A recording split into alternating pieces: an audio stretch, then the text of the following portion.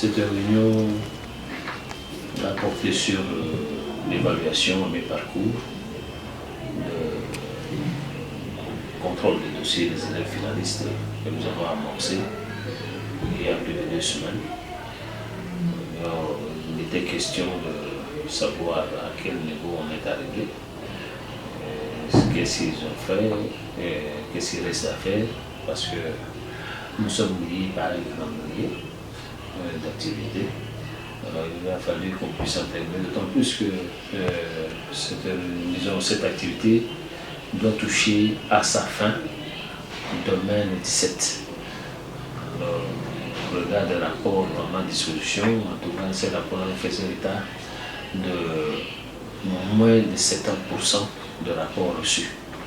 C'est ainsi que nous avons invité les inspecteurs concernés par ce contrôle pour que nous puissions évaluer le travail, quelles sont les difficultés auxquelles ils sont confrontés, pour chercher ensemble à solutionner et puis résoudre ce problème-là une fois pour toutes.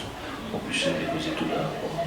Nous avons reçu des informations par plusieurs voies et ces informations doivent faire objet de vérification.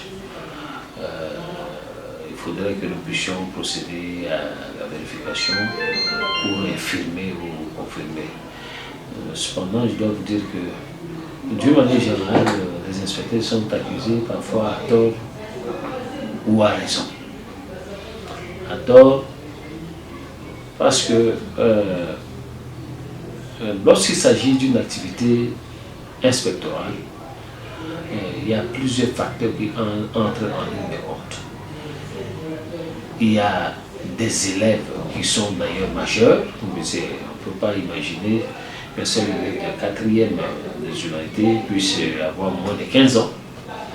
Ils sont déjà majeurs et il y a des élèves eux-mêmes qui trompent leurs parents pour dire que non, bon, c'est une opportunité pour nous, c'est une aubaine pour que nous puissions avoir quelque chose.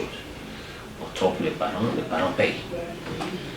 Les parents qui ne vérifient pas à la source de l'information peuvent donner de l'argent à leurs enfants. Et non, bon, voilà, on a demandé ceci pour telle activité.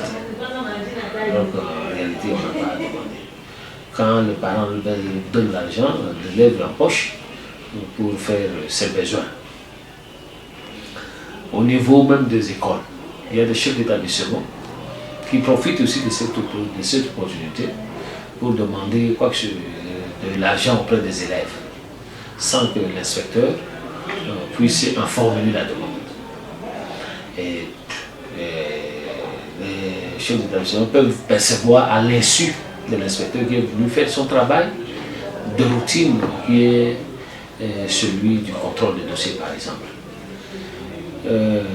Naturellement, il peut y avoir aussi des inspecteurs, quelques inspecteurs qui ne suivent pas des instructions. Ils peuvent aussi demander par le truchement des chefs d'établissement. Et tout cela doit faire l'objet de vérifications avant de confirmer. Nous avons reçu des informations quant à ce, mais nous allons enquêter.